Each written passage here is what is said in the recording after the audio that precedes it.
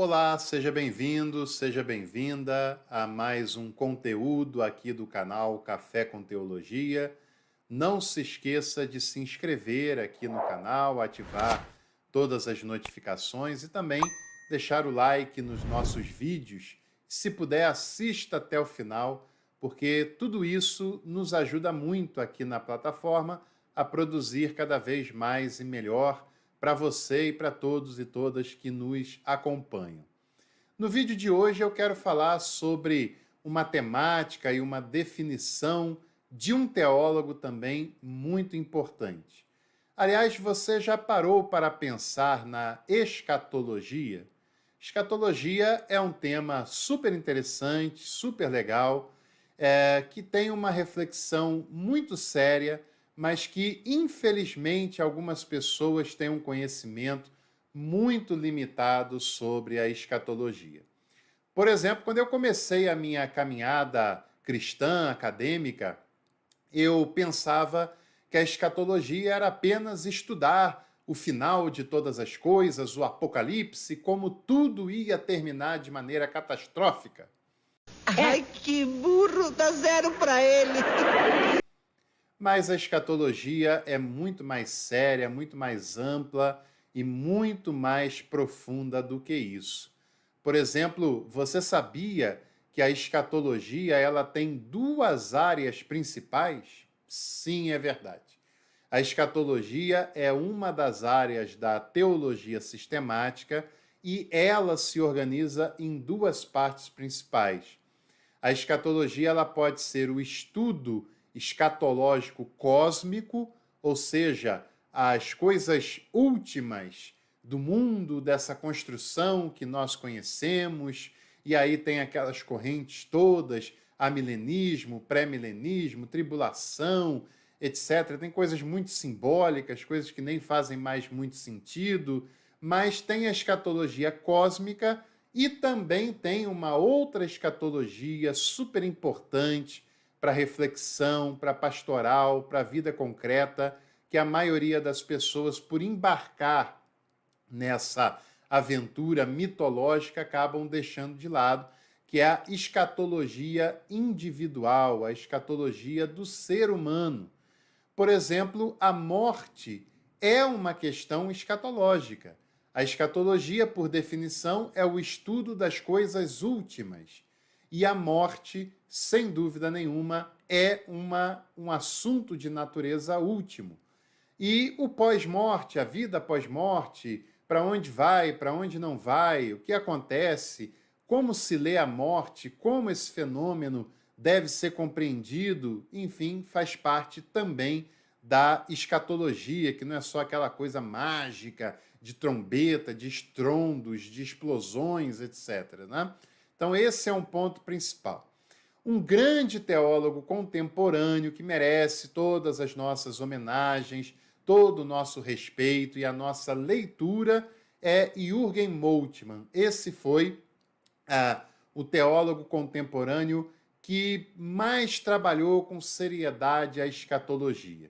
Sei que é complicado falar isso, porque tem outros grandes teólogos que também trabalharam a escatologia com seriedade, mas o Moltmann é um nome grandioso, um nome com vulto importante e que abriu um caminho imprescindível para se estudar a escatologia com seriedade e sem esse viés sensacionalista, que foi a sua grande obra da década de 60, a Teologia da Esperança, em que ele enxerga brilhantemente, como tudo que o Moltmann faz, a escatologia não como algo catastrófico e destrutivo do final de tudo, mas como algo que nos resgata e restaura a esperança. Vale muito a pena essa leitura, que eu vou falar numa outra oportunidade, porque hoje eu quero falar de um outro teólogo também grandioso, genial, que você deve ler, deve conhecer, que foi o teólogo Oscar Cullmann,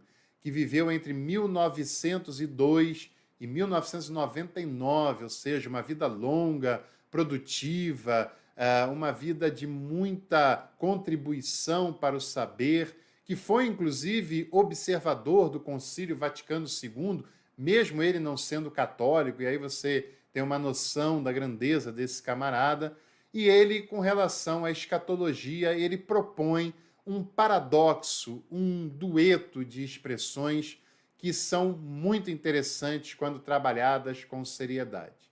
A escatologia do já e ainda não. É muito legal essa definição. Eu já queria fazer esse vídeo e quis ainda mais quando mais de 2, 3 pessoas aqui no canal, através dos comentários, fizeram essa sugestão também. Para o Oscar Cullmann, o reino de Deus, o reino de Jesus, é o paradoxo entre o já e o ainda não. O que isso significa? Já, o nome já sugere, né? A definição já sugere que é algo instantâneo, algo de agora, algo que está acontecendo, e o ainda não é aquilo que ainda não aconteceu, ainda aponta para o futuro, ainda não é uma realidade. Pois é, para o Cullmann, o reino de Deus é esse paradoxo entre o que já aconteceu, o que já está estabelecido, o que já está presente, e aquilo que ainda não se concretizou, ainda não está entre nós, ainda não se consumou. O reino de Deus é o apontamento do passado, aquilo que está presente entre nós, que já é realidade, que já está em nosso meio, mas ainda não na sua concretude total, na sua plenitude final. Ou seja, o reino de Deus ele já é proclamado, já é uma realidade em cada um de nós que já abrimos o coração para receber a Jesus, para receber o seu reino, para receber a sua mensagem de transformação pessoal e de transformação da relação humana como um todo. Mas nós sabemos também que esse reino de Deus em nós só estará presente de modo definitivo, de modo pleno, de modo perfeito numa realidade escatológica. Ou seja, o reino de Deus já está presente. Quando nós fazemos o bem, quando nós fazemos a justiça, quando nós denunciamos o pecado no sentido da estrutura, da opressão, da injustiça, nós estamos vivendo e proclamando o reino de Deus. Quando nós temos fome e sede de justiça, quando nós não nos calamos diante da injustiça, da perseguição, da opressão, dos desmandos de quem quer que seja, quando nós nos indignamos quando pessoas usam a igreja, usam o discurso do reino para propósitos que nada têm a ver com aquilo que Jesus promoveu e falou ao longo da sua vida, quando nós nos indignamos de ver uma pessoa necessitada, vulnerável, passando necessidade e procuramos justiça por aquela pessoa, é sinal de que o reino já está em nós, já se manifesta em nós e que ele nos impulsiona a lutar contra tudo aquilo que é anti-reino, contrário ao reino de Deus, que é baseado no amor, no acolhimento e na justiça. Mas ele ainda não está presente de modo pleno, de modo definitivo, e só estará na vinda escatológica desse reino. Enquanto essa vinda não acontece, nós devemos continuar pregando, vivendo, proclamando o reino de Deus em nossa vida, em nossa realidade, em nosso contexto, proclamando até que ele venha na sua plenitude e na sua totalidade. O fato dele ainda não ter vindo em plenitude não significa que ele não está entre nós de alguma forma. E não significa que nós não o devemos viver hoje. Pelo contrário, devemos proclamá-lo e vivê-lo até que ele venha em plenitude. Jesus não nos chamou apenas para sermos membros de igreja. Jesus nos chamou para sermos comprometidos com o seu reino. E o seu reino não requer de nós apenas bater ponto em algum lugar uma vez, 2 vezes, 3 vezes por semana, mas o seu reino nos compromete como um todo, nos compromete dentro de nós e para fora de nós, nos compromete com aquelas pessoas, aquelas causas com as quais Jesus se comprometeu, do menos favorecido, do perseguido, do necessitado, daquele que sofre qualquer tipo de desumanização.